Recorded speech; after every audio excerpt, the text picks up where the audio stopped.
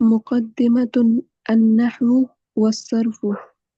النحو قواعد يعرف بها صيغ الكلمات العربية وأحوالها حين إفرادها وحين تركيبها.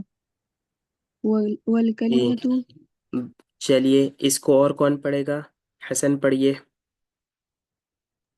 جی،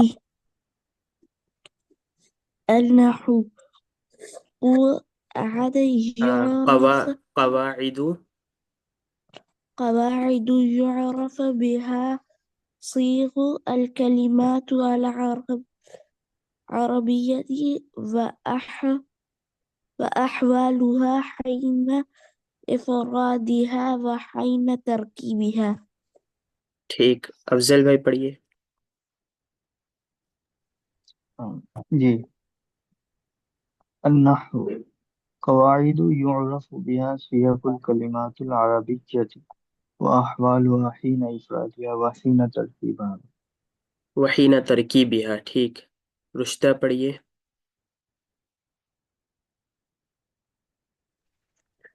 أنه قواعد يعرف بها الكلمات العربية وأحوالها حين إفرادها وحين تركيبها. جی، اور کون ہے بھائی، کون پڑھے گا؟ سب ہو گئے؟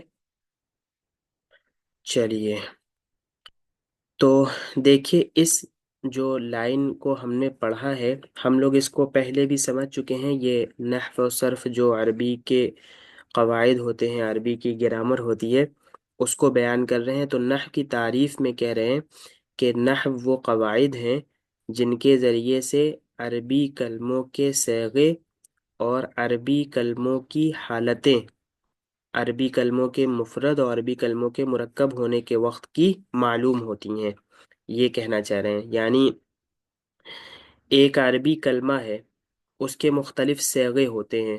صیغوں کا مطلب یہ ہوتا ہے کہ اس کی جو بدلتی ہوئی حالت ہے، کبھی ایک کلمہ ہوتا ہے رجل، کبھی وہی رجلان ہی ہوتا ہے، کبھی وہی رجال ہوتا ہے، کبھی ایک کلمہ ہوتا ہے فاعل، کبھی وہی ہوتا ہے مفعول، کبھی وہی ہوتا ہے افعل، کبھی وہی ہوتا ہے فعل، کبھی یفعل۔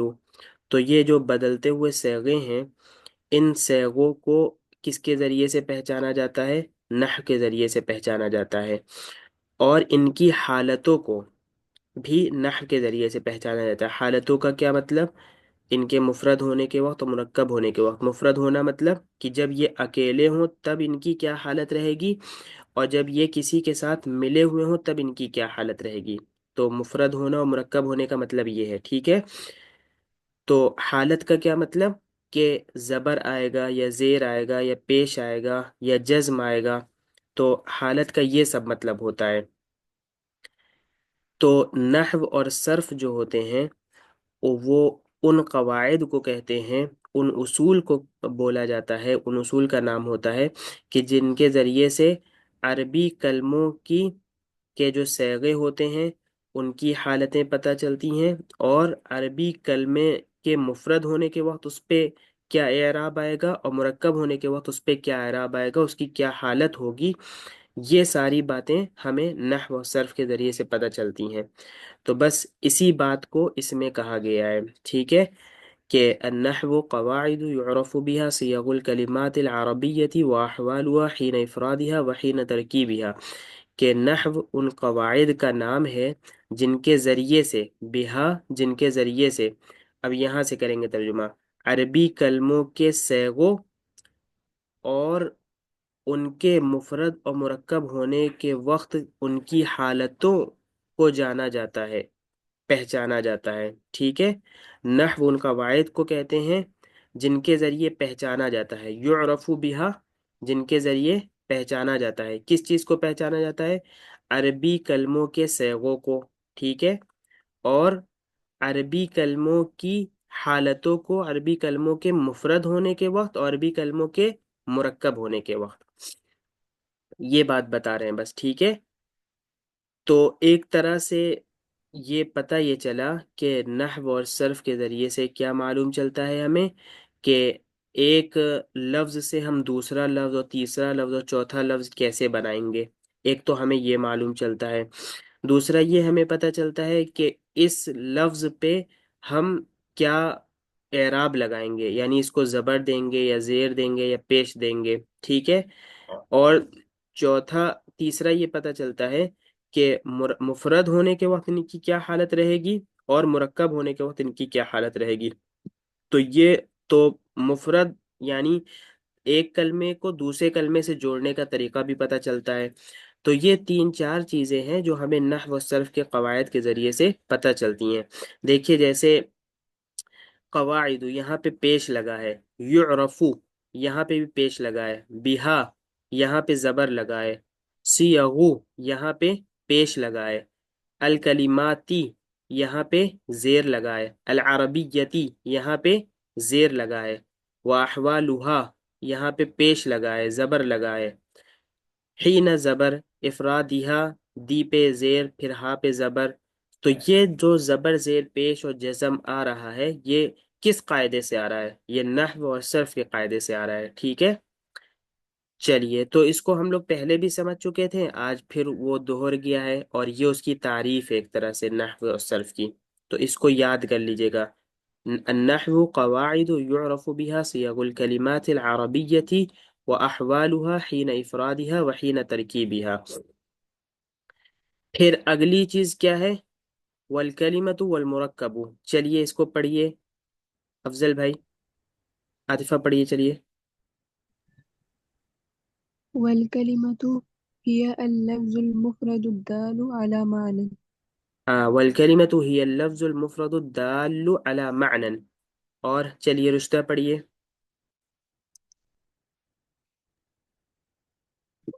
والکلمۃ هي اللفظ مفرد الدال على المعنى على المعنى على معنى، ٹھیک، چلیے کہہ پڑھیے۔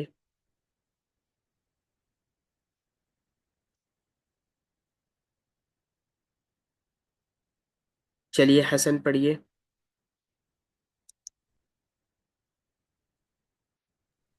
جی کہاں سے پڑھنا ہے؟ والکلمۃ ہی لفظ المفرد یہ کیا ہے؟ المفرد الدال، المفرد الدال على معنى۔ ٹھیک، چلیے افضل بھائی پڑھیے۔ جی والکلمۃ هي اللفظ المفرد الدال على معنى ہاں اس کے نیچے والا بھی پڑھیے۔ والمرکب المفيد فائدة يحسن السكوت عليها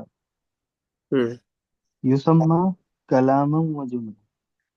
ہاں چلیے حسن آپ بھی پڑھیے اس کو۔ جی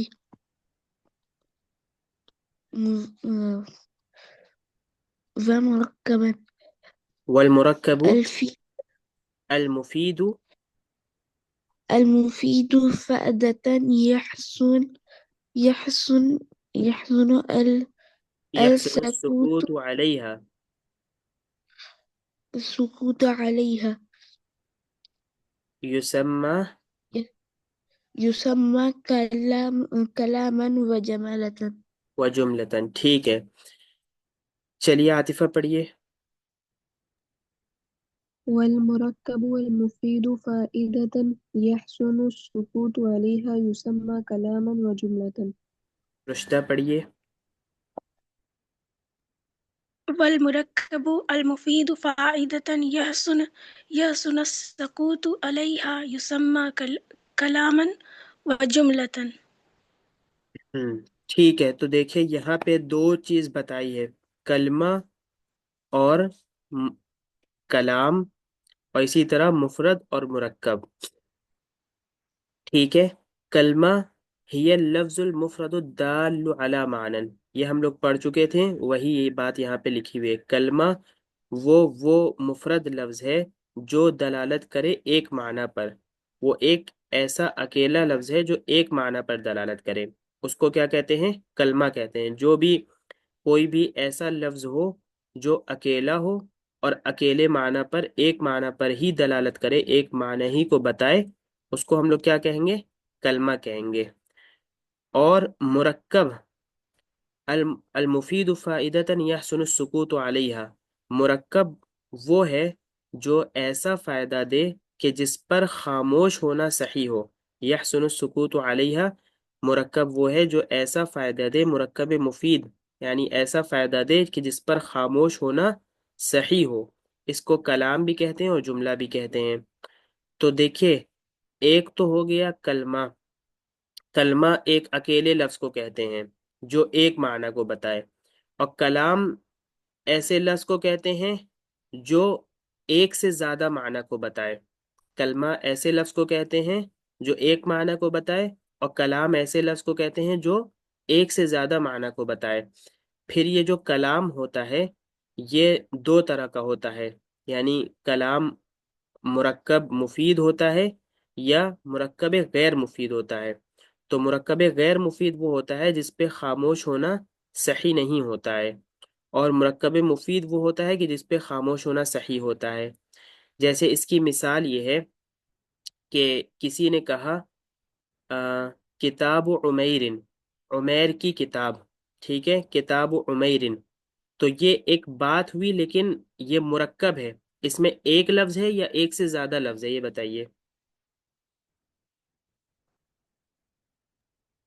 یہ ایک ایک سے سے زیادہ زیادہ لفظ ہے۔ والا۔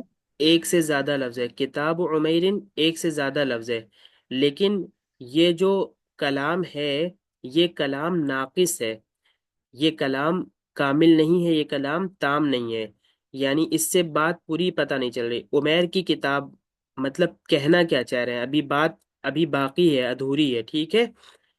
اور اگر ہم نے کہا کہ حاضل کتاب لعمیرن، کہ یہ کتاب عمیر کی ہے، تو یہاں پہ بھی ایک سے زائد لفظ ہے، تو یہ بھی کلام ہے اور یہ بھی مرکب ہے، لیکن یہ مرکب مفید ہے۔ اب یہاں پہ خاموش ہو سکتے ہیں کیونکہ یہاں پہ بات پوری ہو گئی، ٹھیک ہے۔ تو جیسے ہم نے کہا تھا کتاب عمیرن، کتاب عمیرن یہ مرکب ہے لیکن مرکب غیر مفید ہے، اس پہ خاموش ہونا صحیح نہیں ہے کہ کتابوں میں۔ لیکن اگر ہم نے کہہ دیا کتاب عمیر جدید، عمیر کی کتاب، کیا ترجمہ ہوگا؟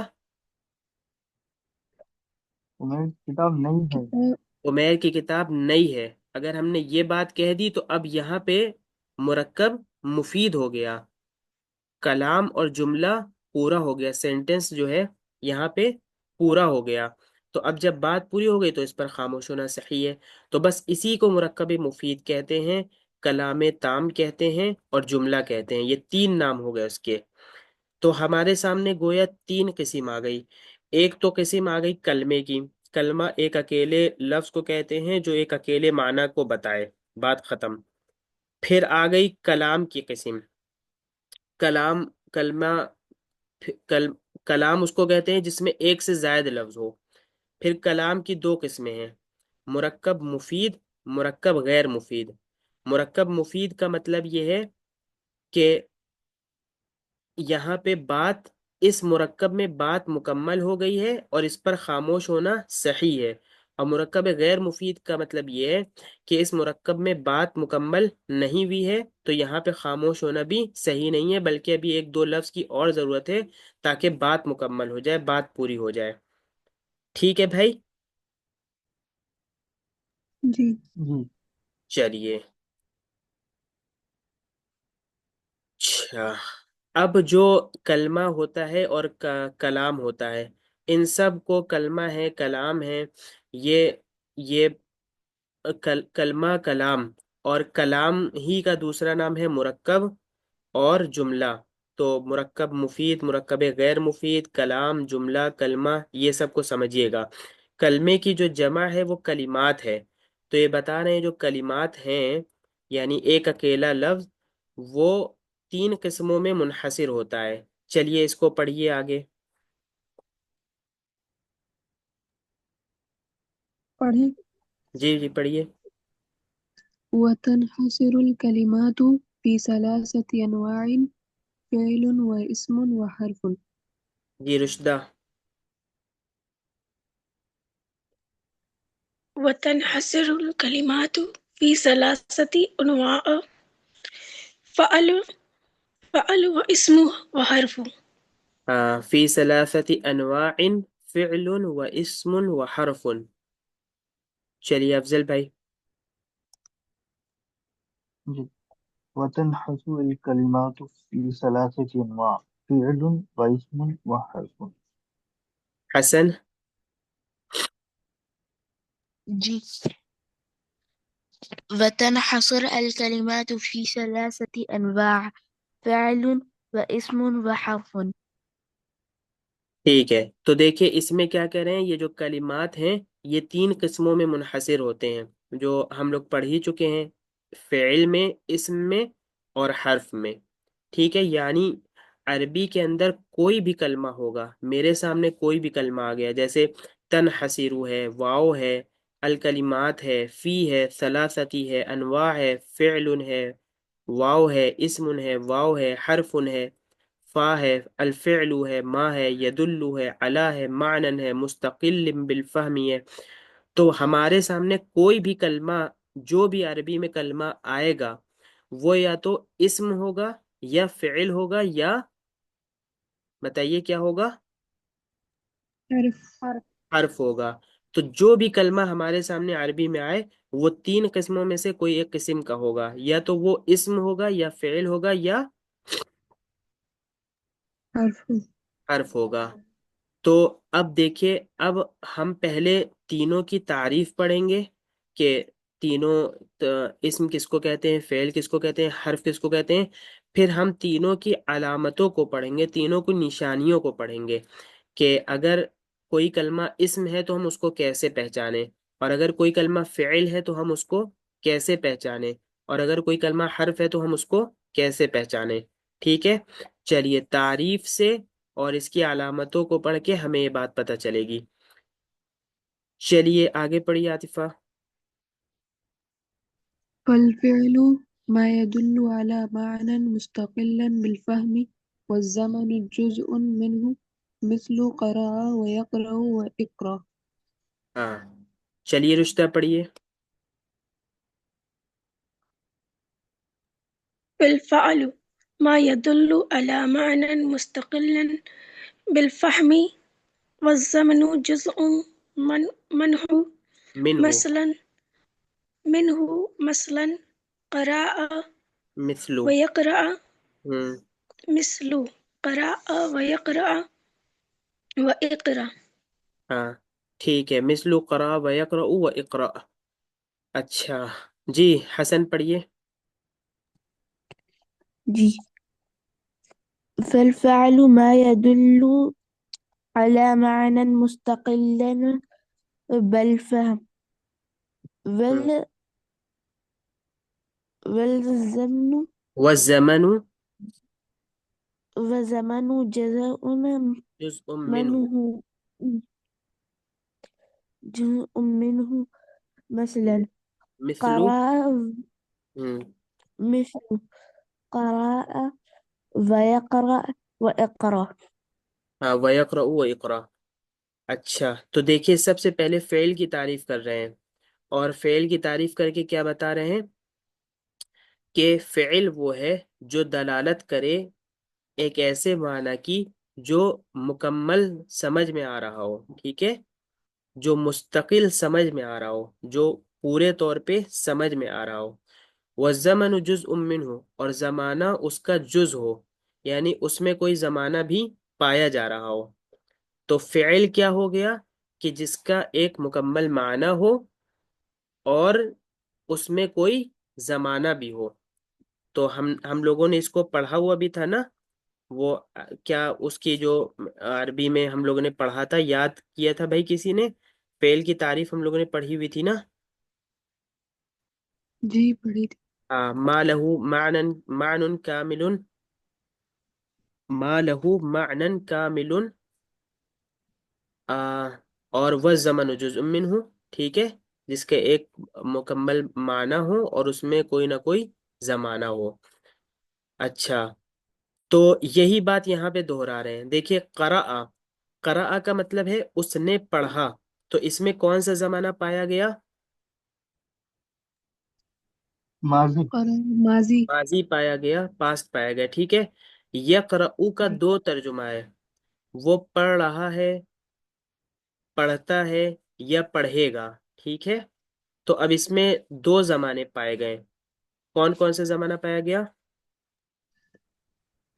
حال اور مستقبل. حال اور مستقبل. حال و مستقبل پایا گیا. ٹھیک ہے.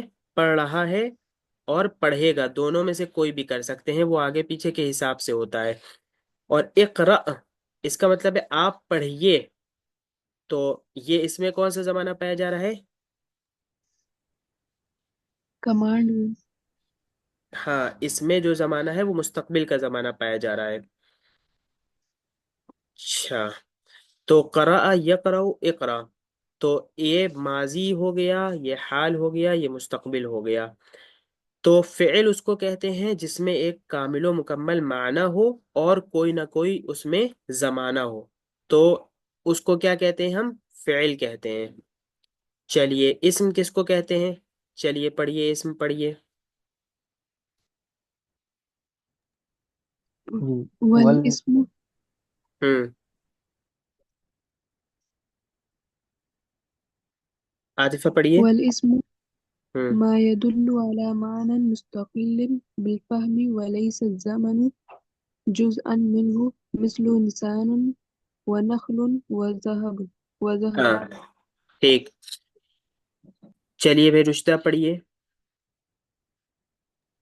والاسم ما يدل والاسم ما يدل على معنى مستقلا بالفهم ہاں وليس الزمن جزءا منه مثلا مثلو. إنسان ہوں مثل إنسان والنخل والذهب. ہاں جی. چلیے حسن پڑھیے. جی تھوڑا سا اوپر کریے، ٹھیک سے نہیں آ رہا. جی جی. آپ یہ اس میں آپ نے کون کون سا نشان لگا رکھا ہے حسن؟ اس میں یہ والا، یہ سب جو نشان ہے. وہ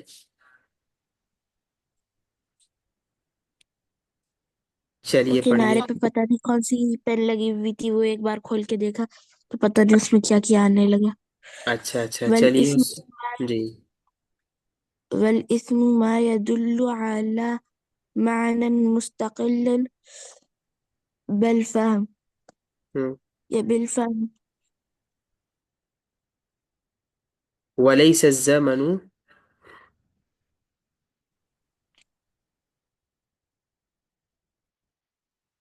جی پڑھیے بابو.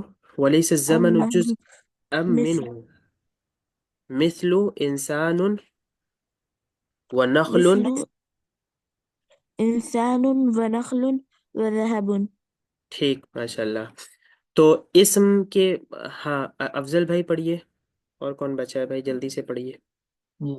والاسم ما يدل على معنى مستقل بالفهم وليس الزمن جزءا منه مثل إنسان ونخل وذهب. ہاں تو اسم کے بارے میں بتا رہے ہیں کہ اسم وہ ہے جو دلالت کرے ایک ایسے معنی پر جو مستقل سمجھ میں آ رہا ہو، مکمل سمجھ میں آ رہا ہو، اور زمانہ اس کا جز نہ ہو، یعنی اس میں کوئی زمانہ نہ پایا جا رہا ہو. جیسے انسان، نخل، ذہب. تو یہ سب سے ایک معنی تو سمجھ میں آ رہا ہے کہ انسان ایک انسان کو کہتے ہیں، نخل کھجور کے درخت کو کہتے ہیں، ٹھیک ہے، ذہب سونے کو کہتے ہیں. لیکن معنی تو سمجھ میں آ رہا ہے، لیکن اس میں کوئی زمانہ نہیں پایا جا رہا. تو یہ کیا ہو گیا؟ اسم ہو گیا. ایک مکمل معنی سمجھ میں آ رہا ہو اور زمانہ پایا جا رہا ہو تو وہ فعل ہے. ایک مکمل معنی سمجھ میں آ رہا ہو لیکن کوئی زمانہ نہ پایا جا رہا ہو تو وہ اسم ہے. چلیے آگے حرف پڑھیے بھائی. چلیے افضل بھائی پڑھیے. جی. والحرف ما يدل على معنى غير مستقل بالفهم مثل لم وعلى وهل. چلیے حسن پڑھیے. جی والحرف ما يدل على معنى غير مستقل بالفهم مثل لم فعل وهل. بہت اچھا ماشاءاللہ، ٹھیک ہے، بہت اچھا پڑھا آپ نے، ایسے ہی پڑھیے جلدی جلدی، ٹھیک ہے؟ چلیے عاطفہ پڑھیے۔ والحرف ما يدل على معنى غير مستقل بالفهم مثل لم وعلى وهل. رشتہ پڑھیے۔ والحرف ما يدل على معنى غير مستقل بالفهم مثل لم وعلى وحل. عالیہ پڑھیے۔ والحرف ما يدل على معنى غير مستقل بالفهم مثل لم وعلى وهل. ٹھیک، اچھا تو دیکھیے حرف کے بارے میں کیا کہہ رہے ہیں؟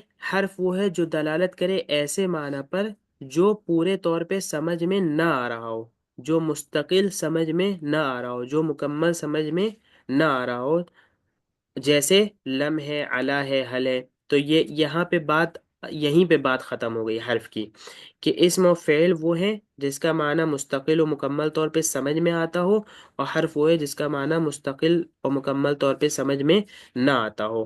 بس پھر اسم اور فعل کے اندر کس طرح فرق ہوتا ہے؟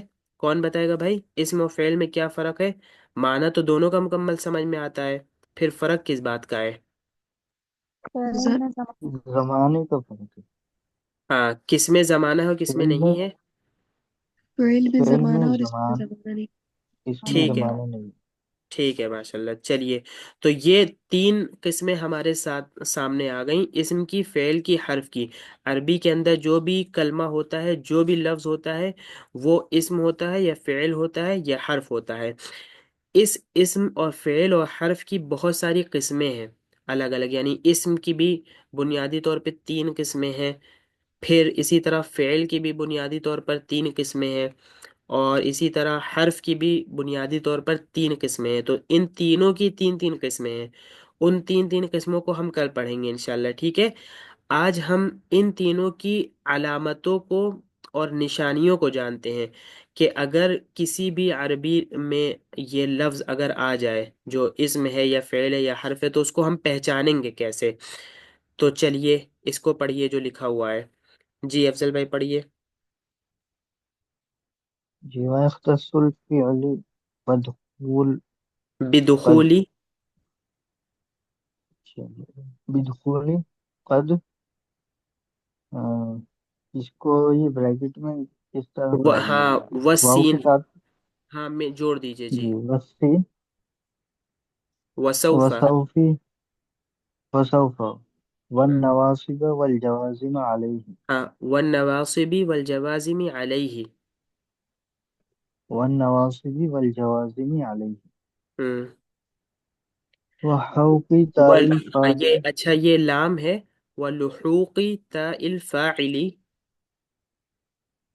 ولحوق تاء الفاعل وتاء التانيث الساكنة ہاں، ونون ونون التوکید، التوكيد ونون التوكيد وياء المخاطب ویا مخاطبة له ویا المخاطبۃ لہ، وياء المخاطبة له جی ہاں۔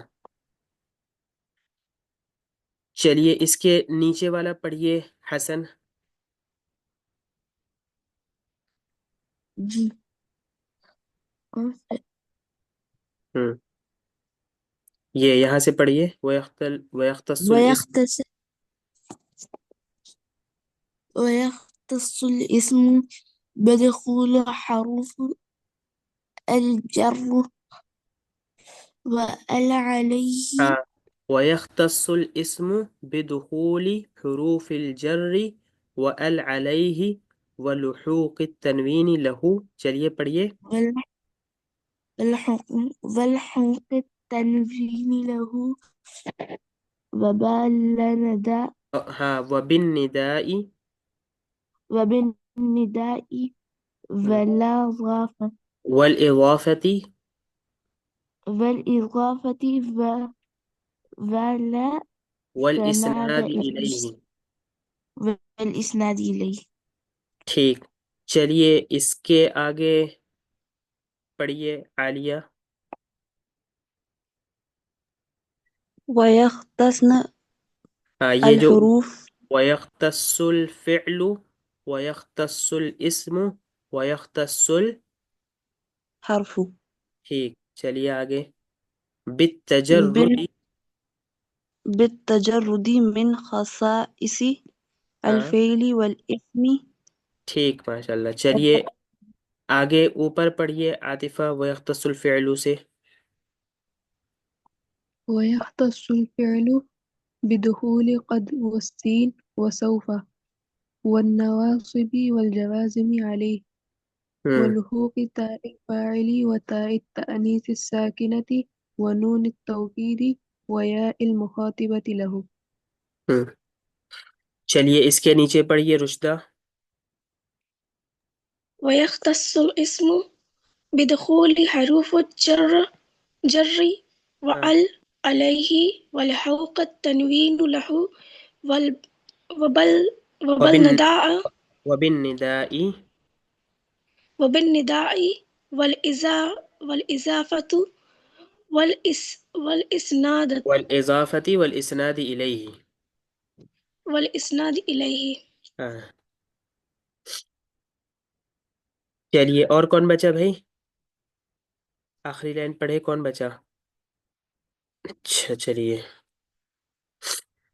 وَيَخْتَصُّ الْحَرْفُ بِالتَّجَرُّدِ مِنْ خَصَائِصِ الْفِعْلِ وَالِاسْمِ. تو دیکھیے اس میں اسم فعل اور حرف کی جو جو علامتیں ہیں نشانیاں ہیں اس کو بیان کیا ہے. کیا کیا بیان کیا ہے؟ کہ فعل خاص ہوتا ہے قد سین سوفا کے داخل ہونے سے. اگر کسی بھی کلمے سے پہلے قد ہو یا سین ہو یا سوفا ہو، جیسے قد قامت الصلاح، تو قامت الصلاح، قامت سے پہلے یہاں پہ کیا ہے؟ قامت سے پہلے قد قد قد ہے. تو کیا پتہ چلا کہ قامت فعل ہے یا اسم ہے یا حرف ہے؟ فعل فعل ہے. کیوں؟ کیونکہ قامت سے پہلے قد آ گیا نا. جی ٹھیک. جی سَيَقُولُ السُّفَهَاءُ سَيَقُولُ السُّفَهَاءُ. تو دیکھیے یقولو سے پہلے شروع میں کیا آ گیا؟ سین آ گیا. تو کیا پتہ چلا یقولو کیا ہے؟ فعل فعل فعل ہے. اسی طرح سوف تعلمون، سوف تعلمون، تو تعلمون سے پہلے سوف آ گیا. تو کیا پتہ چلا کہ تعلمون اسم ہے یا حرف ہے؟ فعل فعل ہے. فعل ہے. اسم و حرف میں سے کچھ بھی نہیں ہے. نہیں اچھا نہیں. تو دیکھیے اگر کسی بھی کلمے کے شروع میں قد آ رہا ہے، جیسے قد قامت الصلاح، سین آ رہا ہے جیسے سیقول السفہاء، یا سوف آ رہا ہے جیسے سوف تعلمون، تو اس کا مطلب یہ ہے کہ یہ کلمہ فعل ہے، اسم و حرف نہیں ہے. اسی طرح نواسب و جوازم اس پر آ رہے ہیں. نواسب و جوازم کا کیا مطلب ہے؟ نواسب یہ 4-5 حروف ہیں اور جوازم بھی 4-5 حروف ہیں. تو ان کو یاد کر لیجئے. نواسب جو 4-5 حروف ہیں وہ ہیں ان لن کئی اذن، ان لن کئی اذن. ٹھیک ہے بتائیے کون کون سے ہیں بھائی؟ جی ان لن لن کئی کئی اذن. ہاں یہ جو ابھی بولا ہے اس کو آپ نے پڑھا ہے، اس کو آپ لکھ لیجئے فوراً. ٹھیک ہے. تو اگر کسی بھی لفظ سے پہلے یعنی کسی بھی کلمے سے پہلے ان آئے یا لن آئے یا کئی آئے یا اذن آئے تو اس کا کیا مطلب ہے کہ یہ کلمہ فعل ہے. اسی طرح جوازم 5 حروف ہیں. ان لم لما لی لا، ان لم لما لی لا، تو یہ 5 حروف کیا ہیں؟ جوازم ہیں. تو ان کے بعد بھی جو کلمہ ہوگا اس کو ہم کیا کہیں گے کہ یہ فعل ہے. تو اس کو لکھ